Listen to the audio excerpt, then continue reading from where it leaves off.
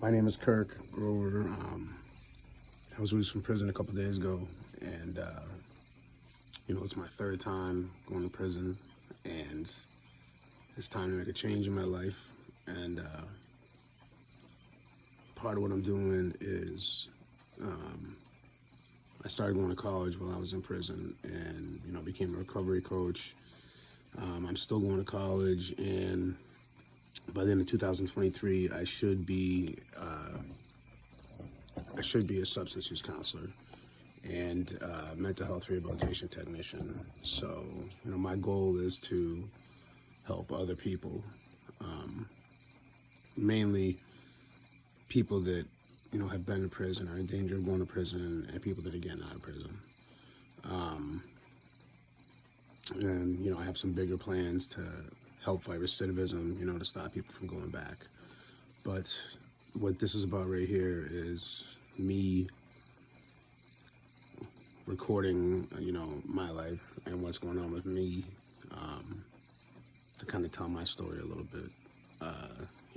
What's going on now. Some of the episodes may be, things that I've gone through in the past, or things in the past that are relating to now. And as a felon, the struggles that I'm gonna have to go through out here, with my addiction, with trying to find a job, with many things, the visitation of my daughter,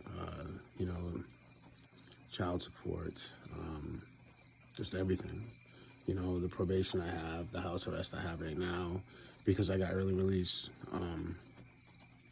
There's a lot of factors, as a felon, a lot of places we get treated like second-rate citizens. And I understand why, but understanding why doesn't make it any easier to overcome it. So part of telling my story is to make people aware, but also to hopefully help others in the future understand not only what they're going to face, but ways to overcome it. I'm determined to be successful in everything I do out here, but I already know that it's not going to be an easy battle. It's going to be an uphill battle all the way. But that's my plan, so I got released from prison September 5th. I think today's the 10th. I'm staying with my family. They're helping me out a lot. My niece and her husband, they're working me at their company part-time. I'm still going to college. I've got a couple of interviews this week for a job. So, right now things are looking up. Things are going good, but I know that, it's not always going to be, sunshine and smiles. It's just not. But I just want to share the story with people, and hopefully, hopefully somewhere along the way this can actually help somebody. And I'm hoping that this story reaches out there so that, everybody can see in reality, how hard it can be for a felon, getting out with an addiction, so I'm on Suboxone to help me with my opiate addiction, and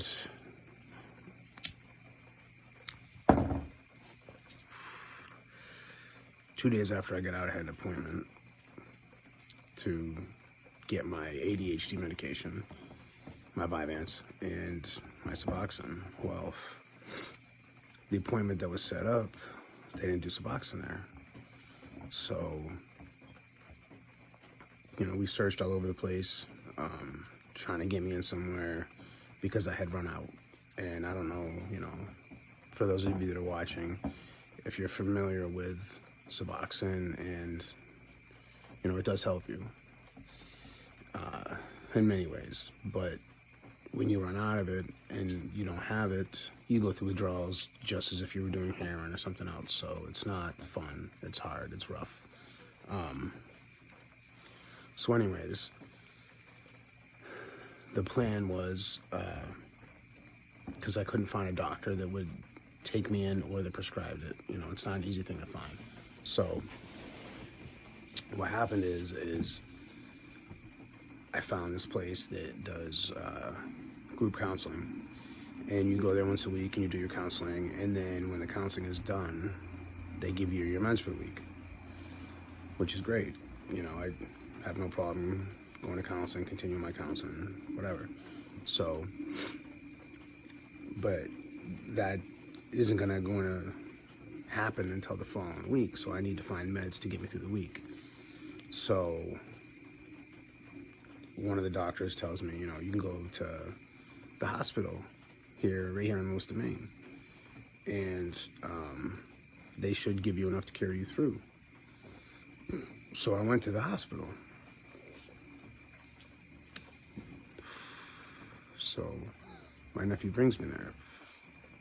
You know, when I say my nephew, he's a full-grown man. He's bigger than I am. So he brings me down there, and he's inside waiting with me. You know, and I tell him the story. You know, I just got out of prison. You know, how everything is, and they go through all the normal questions and everything. You know, are you suicidal? And, you know, are you having problems? All that stuff that they ask anybody. So my phone rings when I'm sitting in the waiting room, and I had made the prison aware of what was going on. So they said they were going to try and get a hold of the doctor that I had inside the prison to see if she could call a pharmacy and get my meds until the following week. I said, okay, cool. But I'm not going to leave the hospital until I know for sure. So all of a sudden, this nurse comes in and says, Kirk. So, you know, yeah, it's me. She's like, follow me. And my nephew gets up to come too, and she says, no, sir, could you please wait out here? So that's odd already. But we're like, whatever, you know. So he's like, fuck, I'll go out to the truck and smoke a cigarette. So he does that. So he goes out there, and this nurse is taking me through, and all of a sudden, we walk to this door, and this door closes behind us and locks. And she pulls out this paper bag and puts my name tag on it, and wants me to put my belt in there, my shoelaces in there. And then there's another locked door that we're gonna go through that's like a lockdown, you know. Now you gotta remember, this is like 2 days after I got released from prison, you know. I got PTSD, you're trying to lock me in here? For what? And she's trying to say, you know, well, it's normal procedure. It's definitely not a normal procedure, you know, like I have my prescription, I'm just here to get my meds. You wanna lock me in like I'm back in fucking prison? The fuck is wrong with you? And not even say anything to me till I get in there, you know, like you're gonna trap me in there? So I'm arguing with her, and this other nurse comes in there and asks me what's going on. So I'm getting ready to explain to her the situation, like, listen, I'm just gonna get my, you know, there's a doctor from the hospital that's calling my meds, and I don't need this shit. And they're arguing with me, you know, and I'm on probation, so I gotta be careful if they call security in. You know, I don't know what kind of rights I have in a situation like that. And then all of a sudden my phone rings, and it's the prison, so I put it on speakerphone. And it's my doctor, and she says on speakerphone that she's gonna call the order in to a local pharmacy. So, thank God they let me leave. But my point is this. In what world would any person that was sick because they didn't have their meds go to a hospital and get put in a lockdown portion of the facility just because they're a felon? I don't understand that. I wasn't violent or aggressive, you know, and now, even if I have a physical ailment, I don't want to go to the hospital for anything because, you know, I just spent years being locked up, and now you want to lock me up because I need my meds? That's just crazy, and I don't understand it. I really don't. So, you know, here I am at this point where I will never go to the hospital again. But I probably won't go to any hospital, no matter how sick I am. I don't even know if I'll go to an urgent care. You know, like I said, I literally have PTSD from being in prison and being behind locked doors now. And that whole situation, you know, already made my anxiety, that put it through the roof in a world where I already had all kinds of anxiety. Because when you get out of prison, it's physical, emotional, spiritual sensation overload. I mean overload compared to what it is in there. So yeah, I mean, if anybody out there has any idea why a hospital would do something like that, please let me know.